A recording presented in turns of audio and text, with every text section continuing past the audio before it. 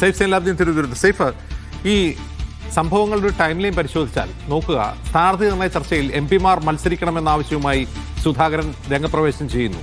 അപ്പോൾ ആ രംഗപ്രവേശം ചെയ്യുന്നത് തന്നെ ഇപ്പോൾ ഈ നടക്കുന്ന നാടകത്തിനുള്ള ഒരു പശ്ചാത്തലമൊരുക്കലാണ് എന്ന് സംശയിക്കുന്നതിൽ തെറ്റുണ്ടോ? ഇല്ല, അങ്ങനെ വിചാരിക്കുന്നതിൽ തെറ്റില്ല. ഇപ്പോൾ കെ സുധാകരൻ പരസ്യമായ നിലപാട് സ്വീകരിച്ച് രംഗത്ത് വരുന്നുണ്ടായിരുന്നു. തെരഞ്ഞെടുപ്പിൽ മത്സരിക്കണമെന്ന നിലപാട് അദ്ദേഹത്തിന് മാത്രമായിരുന്നില്ല ആഗ്രഹം എന്നുള്ളത് മറ്റൊരു പ്രധാനപ്പെട്ട കാര്യം. അടൂർ പ്രകാശിന് ആഗ്രഹം ഉണ്ടായിരുന്നു.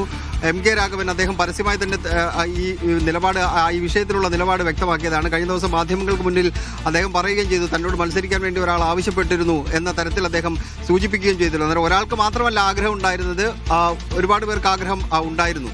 സതീശനും അതുപോലെ തന്നെ ഈ ചർച്ചകൾക്ക് നേതൃത്വം മറ്റാൾക്കാരുമാണ് ആ ആഗ്രഹം വേണ്ട എന്ന് വെക്കാൻ പ്രധാനപ്പെട്ട കാരണക്കാരായി കെ സുധാകരൻ ഒരുപക്ഷെ കാണുന്നത്. അതുകൊണ്ടാണ് കഴിഞ്ഞ കുറച്ച് നാളുകൾക്ക് മുമ്പ് വരെ രമേശ് ചെന്നിത്തലയെ പിന്തുണച്ചുകൊണ്ട് പരസ്യമായ നിലപാട് സ്വീകരിച്ചിരുന്ന കെ സുധാകരൻ പെട്ടെന്ന് ഒരു സുപ്രഭാതത്തിൽ ഒരു ഫേസ്ബുക്ക് പോസ്റ്റ് ഇടുന്നു. അതിന് പിന്നാലെ ഖാർഗെ കണ്ട് അദ്ദേഹത്തിന് പിന്തുണ, KC വേണുഗോപാലിന് പിന്തുണ അറിയിച്ചുകൊണ്ട് രംഗത്ത് വരുന്നു. ഇതിൽ നേതൃത്വമാണ് ആകെ വെട്ടിലായിരിക്കുന്നത്. അത് ലീഗ് നേതൃത്വത്തിന് കടുത്ത അതൃപ്തി ഈ വിഷയത്തിലുണ്ട്. അവർ പരസ്യമായി തന്നെ പറഞ്ഞു, ഇത്തരത്തിലുള്ള ചർച്ചകൾ അത് നല്ലതല്ല. PM സലാം കഴിഞ്ഞ ദിവസം പറഞ്ഞൊരു വാചകം, ഈ വെയിൽ കൊണ്ട അണികളെ നിരാശപ്പെടുത്തരുത് എന്നൊരു വാചകം അദ്ദേഹം സൂചിപ്പിക്കുന്നുണ്ടായിരുന്നു. അത് ലീഗ് നേതൃത്വത്തിന്റെ കടുത്ത അതൃപ്തിയാണ് അതുവഴി പുറത്ത് വന്നത്.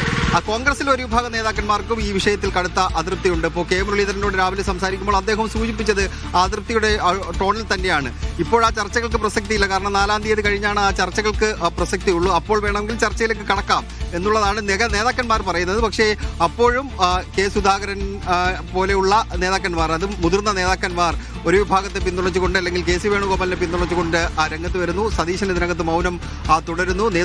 നേതൃത്വവുമായി ബന്ധപ്പെട്ട് പരാതി നൽകാൻ വേണ്ടി VD സതീശൻ പക്ഷവും രമേശ് ചെന്നിത്തല പക്ഷവും ഒക്കെ തയ്യാറായി ഇരിക്കുകയാണ്. കാരണം പരസ്യ പ്രഖ്യാപനങ്ങൾ പാടില്ല, പരസ്യ നിലപാടുകൾ പാടില്ല എന്ന് KPCCയുടെ അധ്യക്ഷൻ പരസ്യമായി പറഞ്ഞിട്ടും ആ നിർദ്ദേശത്തെ പൂർണ്ണമായും തള്ളിക്കൊണ്ട് മുതിർന്ന നേതാക്കൾ രംഗത്ത് വരുന്നത് അംഗീകരിക്കാൻ കഴിയില്ല എന്നുള്ളത് തന്നെയാണ് KPCC നേതൃത്വത്തിന്റെ നിലപാട്. ഹൈക്കമാൻഡിന് ഇതിനകത്ത് അതൃപ്തിയുണ്ട് എന്നുള്ളതാണ്. ഖാർഗെയെ കണ്ട് അങ്ങനെ പിന്തുണ KC വേണുഗോപാലിന് പിന്തുണ അറിയിക്കുമ്പോഴും ഖാർഗെക്ക് അങ്ങനെ ഒരു നിലപാടില്ല. തെരഞ്ഞെടുപ്പ് കഴിഞ്ഞതിന് ശേഷം മാത്രമേ ഈ വിഷയത്തിൽ എന്തെങ്കിലും നിലപാട് പാർട്ടി നേതൃത്വം സ്വീകരിക്കുകയുള്ളൂ എന്നാണ് കേരളത്തിലുള്ള മറ്റു ചില നേതാക്കന്മാരോട് സംസാരിക്കുമ്പോൾ അറിയാൻ കഴിയുന്നത്. എന്തായാലും ചർച്ച കൊടുമ്പിരി കൊണ്ട് നടക്കുമ്പോഴും രണ്ട് പ്രധാനപ്പെട്ട കാര്യങ്ങൾ ഇവിടെ ഉണ്ടാവുന്നത്, ഒന്ന്, നേതൃത്വത്തിന്റെ നിർദ്ദേശങ്ങൾ അപ്പാടെ തള്ളിക്കൊണ്ട് മുതിർന്ന നേതാക്കൾ തന്നെ പരസ്യമായ രംഗത്ത് വരുന്നു. അത് പിന്തുണയുമായി രംഗത്ത് വരുന്നു. അത് ലീഗ് നേതൃത്വം അടക്കമുള്ളവർ അതിർത്തി പ്രകടിപ്പിച്ചിട്ടും വീണ്ടും നേതാക്കന്മാർ രംഗത്ത് വരുന്നത് അതിനൊരു സാധാരണഗതിയിലൊരു പ്രതികരണമായിട്ടല്ല കാണുന്നത്. അതിനകത്ത് തെരഞ്ഞെടുപ്പ് കഴിയുമ്പോൾ കോൺഗ്രസിൽ ഉണ്ടാകാൻ സാധ്യതയുണ്ട് എന്ന് വിചാരിക്കുന്ന,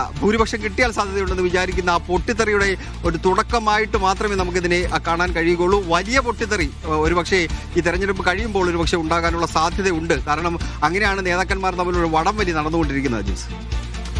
ശരി, മുഖ്യമന്ത്രി ചർച്ചകൾ മെയ് 4-ന് ശേഷമാണെന്ന് കെ മുരളീധരൻ. എത്ര പേർ ജയിച്ചു വരും എന്നൊക്കെ നോക്കിയല്ലേ അതൊക്കെ തീരുമാനിക്കേണ്ടത്. മുഖ്യമന്ത്രി തീരുമാനിക്കുന്ന കാര്യത്തിൽ ആര് അഭിപ്രായം പറയണമെന്ന് പറയാൻ ഞാൻ ആളല്ല.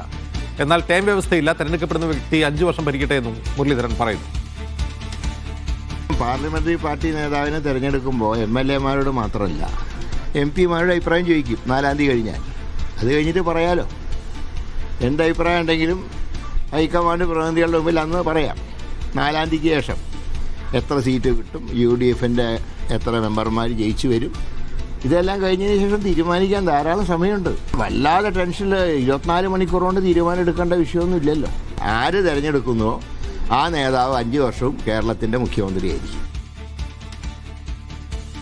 ഓക്കെ.